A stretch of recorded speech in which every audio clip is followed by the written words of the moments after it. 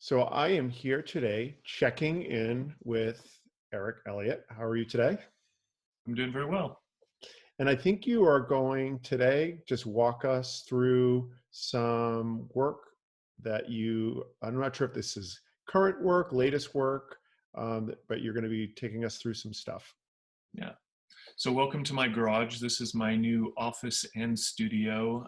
Since this day at home, I'm have my desk here with my computer, and then to my right is my easel and painting tables and stuff. So I get to park it with the kids' toys in the garage.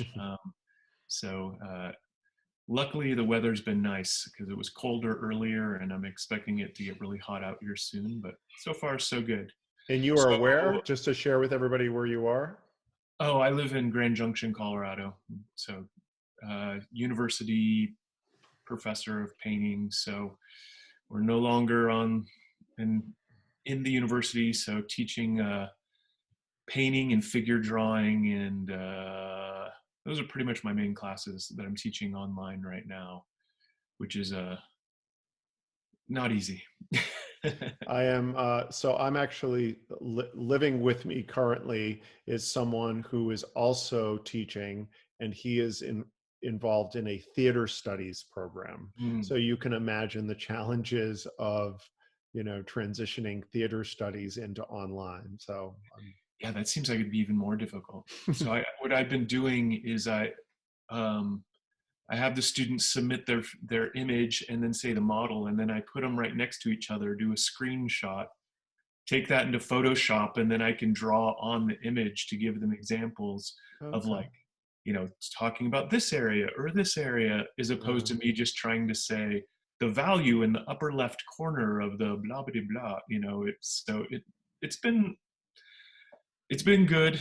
I think it helps some of the students a lot, but in relation to the classroom, when you can just point at something, it yeah. takes a lot more time. So, but yeah, teaching online is not my cup of tea, but Hmm.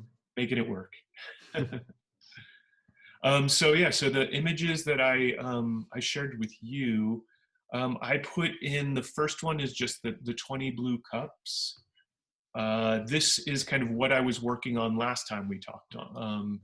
So I'd been doing this series of just this same cup where I was painting it, uh, basically the exact same setup, the still life, and just playing with color and shape and varying the way that I tried to express my ideas. So the same ideas were present in every painting, but just thinking about a different way to communicate it. And so with these, it would just be, I'd be working on one painting and get an idea of how to change it, or something I wanted to do, or the painting started to evolve in a new direction that was not something I had predicted. So I would let that direction happen and just start a new one, to do what I'd previously been thinking. So it kind of gave me this freedom. I think before, I had to make a decision whether I would stick with a certain previously set idea of what I wanted in a painting. So maybe I'd be working through playing with the basic shapes that kind of make up the thing, and then I'd say, oh, I want to dissolve this area, uh, and so I'd have to make the decision whether I wanted to do that in this painting or not. And so now I just started a whole new painting, and then I would do the dissolve thing in a new painting, um, and continue doing with my previous concept in this one. So the thing that I kind of started playing with first, coming out of these in other paintings, so the next kind of set of paintings I'll show you guys is the color variations. So this is a still life of, I basically went into my painting classroom and took all the still life objects and set them up on a table. And so first one I did was this bottom right, just observational painting of the setup, just kind of thinking about shapes and edges. And then I really wanted to dissolve it into just color spots. So I was doing the one that seems like it's almost out of focus. Mhm. And it was like, I didn't want the objects. I just wanted color spots, but the objects, I kept holding on to the objects. I Mhm. wouldn't let them go. So I started going down this kind of rabbit hole of using the grid as a way to get away from objecthood. Yep. So I would just think of a specific area. So I would say within this grid, so I used a diamond triangle grid, and within this specific shape, I would say, what is the general color of that shape? And then, so it just became about color and just thinking about how did space come about, how didn't it? And so the two grid paintings is one, I tried to hold on to the objects while using the grid, and the other one I just completely was faithful to the grid. Um, and I really enjoyed the freedom. It's like when you have the grid, you have this preordained rule, and you follow the rule so you don't have to overthink things, and it's almost like a meditation on color. Sure. And so it's kind of just fun. Yeah, it sounds like it probably narrows down and focuses what your brain needs to process. Yeah, no. I think now that I think about it, what I want to do is do the color, the grid, and then dissolve it, Eve, so the grid gets lost more. I did that a little bit in one later that I'll show you, but not not really yet. Eric, So can I ask you a couple questions? yeah, certainly. So are these the new blue cups and a color variation? Are these individual paintings? Like the new blue cups, are those separate paintings that are sold together as a thing, or are they individual paintings that you would, be offering up individually? I That's my mean, first question. yeah. So ideally, I would love to sell them all as a grouping, but I know that that's uh, impossible for most people to afford Sure. that many small paintings. So I had a faculty show last November where I was able to show all 20 cups together, Mm, which was amazing. And so basically, once I did that, once I'd showed the grouping as a whole, I felt fine selling them individually. So right gotcha. now I have a show at a gallery in Virginia called Dwell Fine Art, and I just have six of the cups in that show. Um, so just picking up different groupings, and in the faculty show, I sold three of them. Yep. So it's like the group is breaking up now, but I like to be able to show them as a grouping to start, but then once I've shown them, then I feel comfortable selling them as individual pieces, um, or Okay. pairing or whatever. Like, but Okay, in great. my mind, they're kind of a cohesive unit, but can be broken up. Okay. And then my second question is, how much of this process of the grid and the variations in the blue is sort of like Eric research and development, and how much of it is, trying to create, an artifact?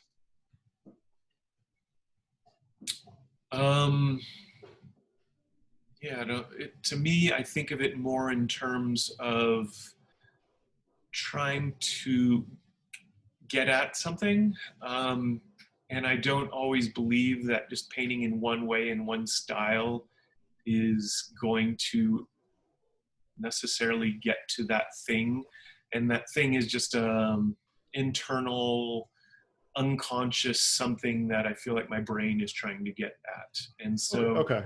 um, so to me, it's like maybe if I do this, this will make more clear the idea that I'm trying to communicate. And then I'm like, maybe it's this. And then I think ultimately it's the whole that communicates it. And but I don't know. So I feel like that gets confusing because then people, especially with the 20 blue cups, I think people look at it and it's just like it's a lesson in practicing different painting styles when Hmm. it's not really that at all. It's more um, trying to see if there's different ways to communicate the same message through different visual means, or is the message more clear when I say it in different ways? So I think Hmm. of it as almost different translations of a poem. And so Hmm.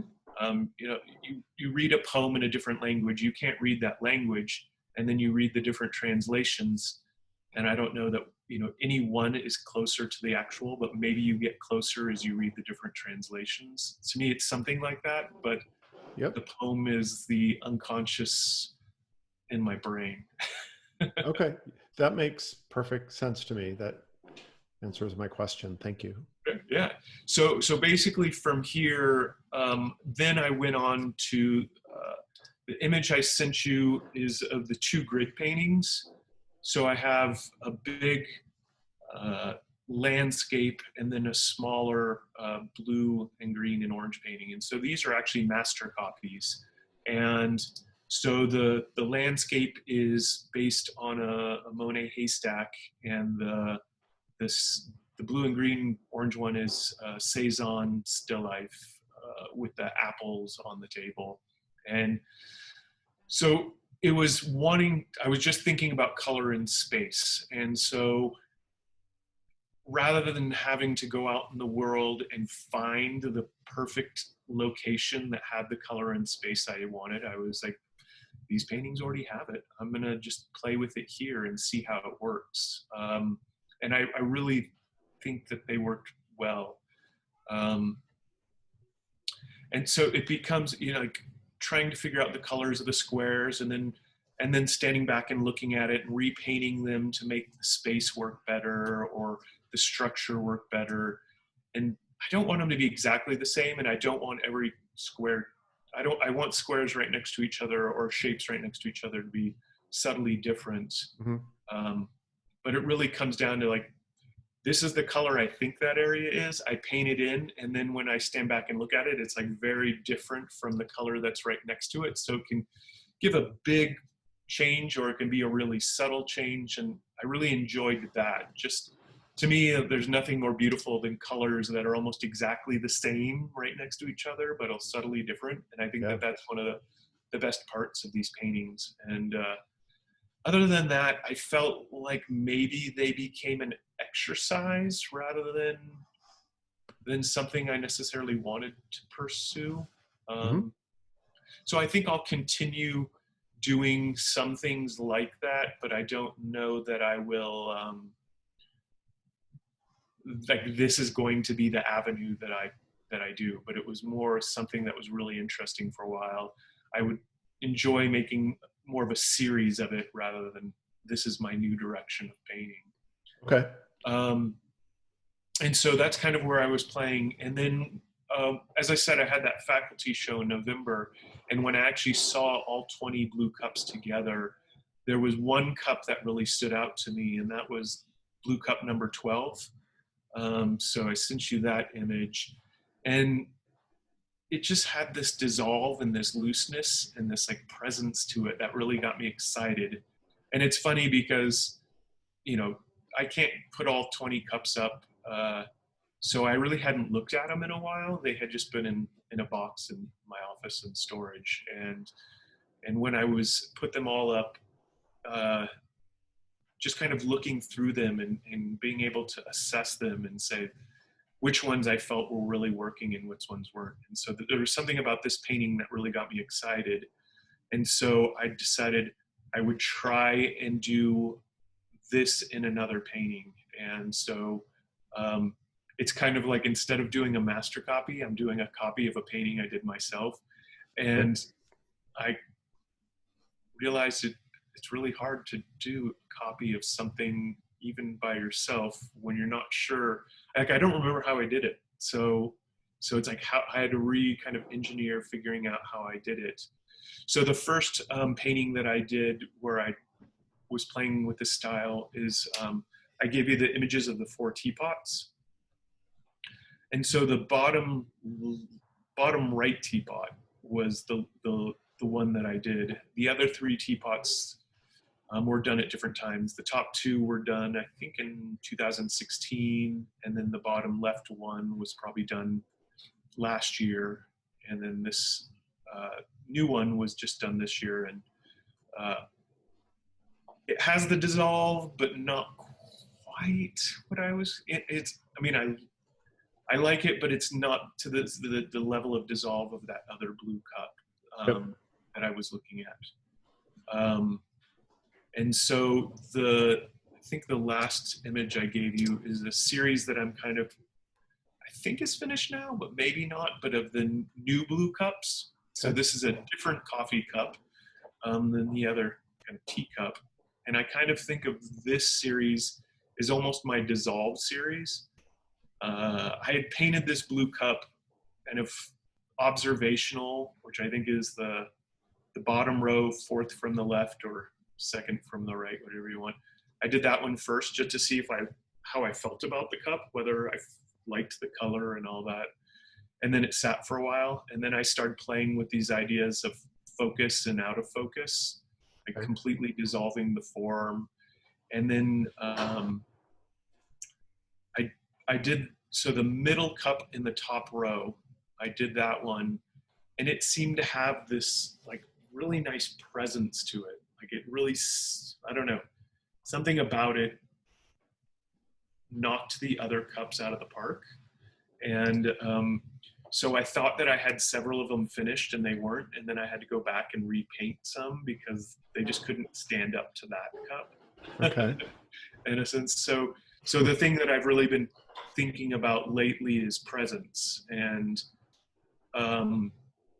for me, it almost becomes less about the style and trying to get the painting to hold a certain presence, a certain feeling of aliveness, you know,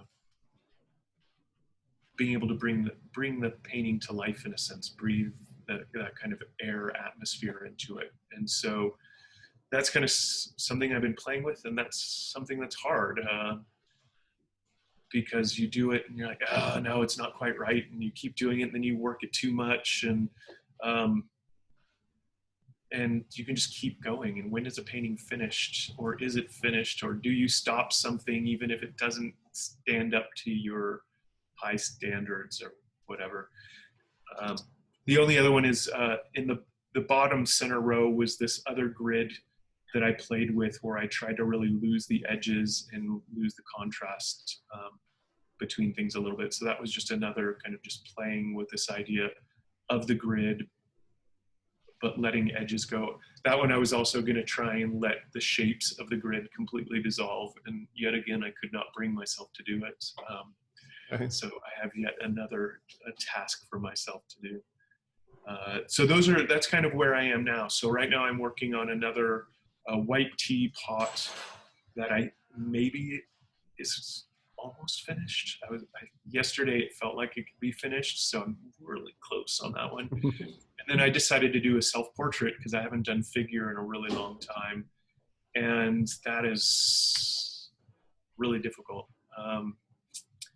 It's one of those things where I don't know if you know Giacometti's sculpture and paintings, but he'll like work sculpture until it like disappears and gets smaller and thinner. And his brother was like his studio manager, and his brother would take the sculptures out and make molds of them and then put them back in the sculptures so Giacometti could keep working on them, but then they could make bronzes from them, so they had actually something to sell, because otherwise Giacometti would just keep like making them until they were like matchsticks, carving them away. But then in his paintings, it's a similar thing. He paints it, finds the structure, and dissolves the form.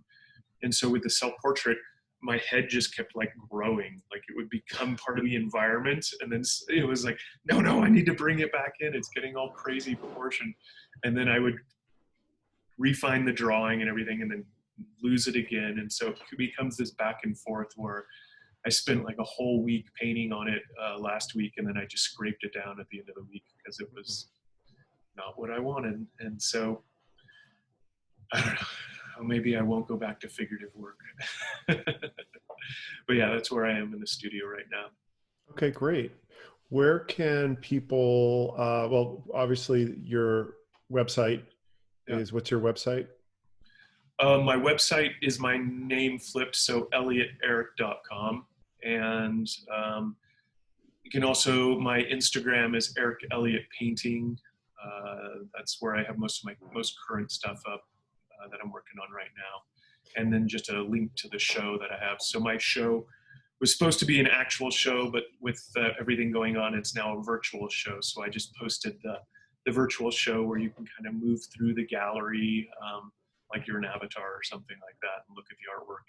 Yeah, I saw that today. I haven't explored it, but that looks really clever. Yeah, it's kind of fun, but it's also really weird. I don't know. It's to me, it's almost like, I don't know whether it needs to have that extra level just over a website or not, but I think it adds a layer of kind of fun to kind of navigate through the show and kind of turn and stuff. So yeah, makes it something more and different than just posts on the website or go look at Sure. my work. So I think that Yes. makes it fun. Well, thank you very much for checking in with me today. Yeah, it's great to see you. I hope you're doing well. Yeah, thank you.